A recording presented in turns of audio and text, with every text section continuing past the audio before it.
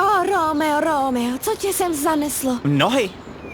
Ne, jak to, že nohy? Láska, musíš mluvit o lásce. Tak a teď to máš, musíš se do mě zamilovat, dívko s objednávkou. Ne, já ne. Julie je do tebe zamilovaná. Já jen chci, aby ses naučil ten text, který jsme No vybrali, tak ano? dobře, jo. Dobře. Láska mi řekla, kde bydlíš. Ona mi poradila. A vedla mé kroky až k téhle lavičce. Balkónu. Je to lavička. Dobře. Jestli mě tady vážně miluješ, tak mi to můžeš říct. Buď upřímný, Monteku. Jsem v tom až po uši a tak se možná chovám, jak se nemá, ale budu stálejší než ty, co si hrají na netykovky.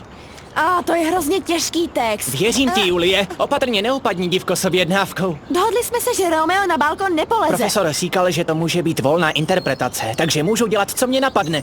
Mně napadlo vlézt na balkon. Pokračujeme? Dobře. Přísahám, milá.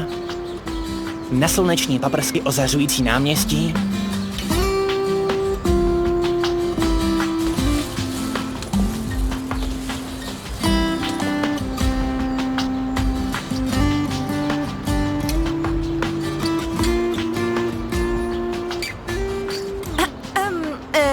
Musíš se ale držet Tvé textu. oči jsou blankitné jak nebe.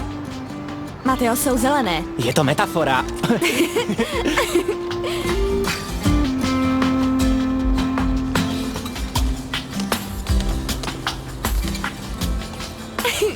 Tak jo, pokračujeme. Pokračujeme.